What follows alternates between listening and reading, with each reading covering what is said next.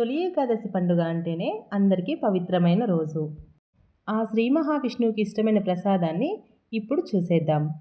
సంవత్సరంలో ఏ ఉపవాసం ఉండకపోయినా పర్వాలేదు, కానీ ఏకాదశి ఉపవాసం మాత్రం ఖచ్చితంగా ఉండాలి. అలాంటి పండుగ రోజు ఖచ్చితంగా తీసుకోవాల్సిన మహా నైవేద్యంగా ఈ పేలపిండిని భావిస్తారు. ఈ నైవేద్యాన్ని జొన్నలతో మాత్రమే తయారు చేయాలి. దీనికోసం నేను 1 కప్పు జొన్నలు తీసుకున్నాను. ఇలా 1 కప్పు జొన్నలు తీసుకొని ముందు జల్లిగిన్నెలో పోసి ఏవైనా వేస్టేజ్ ఉంటే చూసుకోవాలి. చాటలో పోసి చెరిగినా సరే. నేను ఫ్రెష్‌గా ఉన్న జొన్నలు మాత్రమే తీసుకున్నాను. ఇప్పుడు వీటితో పేలాలు ఎలా తయారు చేస్తారో ఆ ప్రాసెస్ చూసేద్దాం.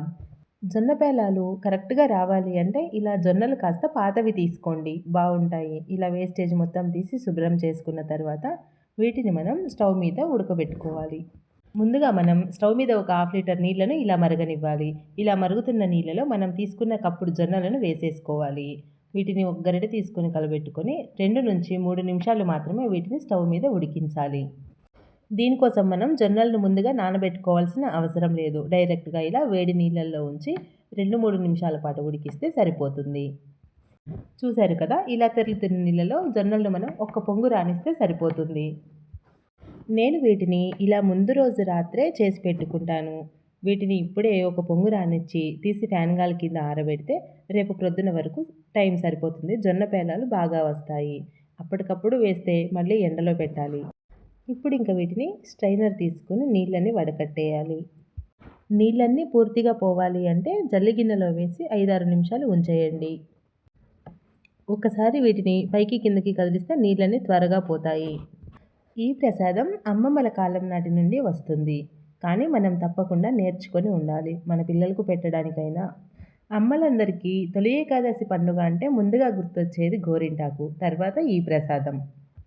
ఇంత చరిత్ర ఉన్న ఈ ప్రసాదాన్ని మనం నేర్చుకోకపోతే ఎలా చెప్పండి? ఇలా వడేసుకున్న జొన్నల్ని చక్కటి క్లాత్ తీసుకొని ఫ్యాన్ గాలి కింద ఆరబెట్టండి. రాత్రి మొత్తం ఇలా ఉంచేసినా పర్వాలేదు. లేక అప్పటికప్పుడు చేయాలి అనుకుంటే 1 గంట ఎండలో పెట్టేయండి, సరిపోతుంది. వీటిని మనం డైరెక్ట్గా స్టవ్ మీద పెట్టి వేయించిన జొన్న పేలాలు అవుతాయి, కానీ ఎక్కువ మొత్తంలో రావు, మాడిపోతాయి. అందుకని ఫస్ట్ ఈ ప్రాసెస్ మనం చేయాల్సిందే. ఇప్పుడు ఇంకా వీటిని పల్చగా చేసి ఆరనిద్దాం. నేను వీటిని ముందు రోజు రాత్రే ఇలా చేసి ఆరబెట్టుకున్నాను. జొన్నలు మాత్రం ఇంత ఫ్రెష్గా ఉండాలి. తొలి ఏకాదశి రోజు బ్రహ్మ ముహూర్తంలో మనం లేవగానే ముందు చేయాల్సిన ప్రసాదం ఇది. ఇంట్లో పిల్లలు పెద్దలు అందరూ, ఆఖరికి ఉపవాసం ఉన్న వాళ్ళు కూడా దీన్ని ప్రసాదంగా స్వీకరించాల్సిందే. ఆషాఢ మాసంలో శరీరంలోని ఉష్ణోగ్రతలన్నీ సమతుల్యంగా ఉండడానికి ఈ ప్రసాదాన్ని మన పెద్దవాళ్ళు అలవాటు చేశారు. ఇప్పుడు ఇంకా ఈ జొన్నలను జొన్న పేలాలుగా మార్చేద్దాం. కాస్త ఓపికగా చేస్తే మనకు జొన్న పేలాలు రెడీ అయిపోతాయి. స్టవ్ వెలిగించి ఒక మందంగా ఉన్న గిన్నెను పెట్టుకోండి. నాన్ స్టిక్ ప్యాన్ అయినా లేదా ఇనుప కడాయి అయినా సరే. అడుగు కాస్త మందంగా ఉన్న గిన్నెను మాత్రమే తీసుకోండి.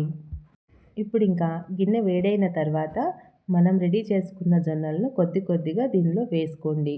ఎక్కువ మొత్తంలో వేయకండి, కొద్ది కొద్దిగా వేయండి. అప్పుడే జొన్న పేలాలు చక్కగా వస్తాయి. ఇలా జొన్నలు వేసుకున్న తర్వాత స్టవ్ని సిమ్లో కాకుండా మీడియం నుంచి హై ఫ్లేమ్లో మాత్రమే మారుస్తూ ఉండాలి. చూసారా, జొన్న పేలాలు రావడం స్టార్ట్ అయ్యింది. ఇలా ఒక మూతను పెట్టుకోండి, లేదంటే అన్నీ పక్కకు ఎగిరిపోతూ ఉంటాయి. పప్పు గుత్తిని కానీ లేదా ఇలాంటిది ఏదైనా తీసుకుని కాస్త వీటిని ప్రెస్ చేసినట్టుగా కలుపుతూ ఉంటే జొన్న పేలాలు త్వరగా అయిపోతాయి. ఇప్పుడు ఇంకా మనం ఏ కప్పుతో అయితే పేలాలు తీసుకున్నామో అదే కప్పుతో బెల్లం రెడీ చేసుకోవాలి. దీనిలోకి నేను ఒక 5 యాలుక్కాయలు మాత్రమే వేస్తున్నాను. చూడండి పేలాలు ఎలా వచ్చినాయో, ఇలా రావాలి. ఇష్టం ఉన్న వాళ్ళు దీంట్లో ఎండు కొబ్బరి, పుట్నాల పప్పు, జీడిపప్పు, బాదం పప్పు ఏవైనా వేస్తారు. కానీ ఉపవాసం కదా, జొన్న పేలాలను జొన్న పేలాల్లాగానే చేద్దాం. ఇప్పుడు ఇంకా వీటిని గ్రైండ్ చేసేసుకోవడమే. మనకు పేలాల పిండి రెడీ అయిపోతుంది. మీరు కావాలి అనుకుంటే జీడిపప్పు, బాదం పప్పు నెయ్యిలో వేయించి వేసేసుకోండి. నేను డైరెక్ట్గా పేలాలను మాత్రమే మిక్సీ వేస్తున్నాను. కొద్ది కొద్దిగా మిక్సీ జార్లో వేసుకొని మరీ పిండిలాగా కాకుండా కొంచెం బరగగా మిక్సీ పట్టుకోండి, బాగుంటుంది. ఇలా గ్రైండ్ చేస్తే సరిపోతుంది.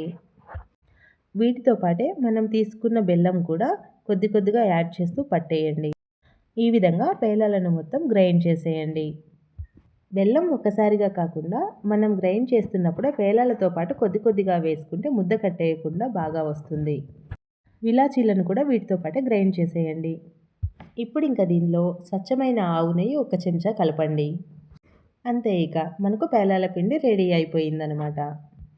నెయ్యి పూర్తిగా కలిసేలా ఇలా ఒకసారి కలబెట్టుకుంటే మనకు ఈ మహాప్రసాదం రెడీ అయిపోయినట్టే. శ్రీకృష్ణుడు కుచేలుడు పెట్టిన అటుకులను ఎంత ఇష్టంగా తిన్నాడో, మనం పెడుతున్న ఈ జొన్న పేలాలతో చేసిన ఈ పిండిని కూడా మహావిష్ణువు అంత ఇష్టంగా, అంత ప్రీతికరంగా తింటాడు. ఇప్పుడు ఇంకా ఈ మహానైవేద్యాన్ని ఆ మహావిష్ణువుకి సమర్పించేద్దాం. ఓం నమో భగవతే వాసుదేవాయ. ఇలాంటి రెసిపీస్ మీకు కావాలి అనుకుంటే సిరి కిచెన్ సబ్స్క్రైబ్ చేసుకోండి. మీ సిరి కిచెన్. ఇంత ట్రెడిషనల్ రెసిపీని లైక్ చేయడం మాత్రం మర్చిపోకండి.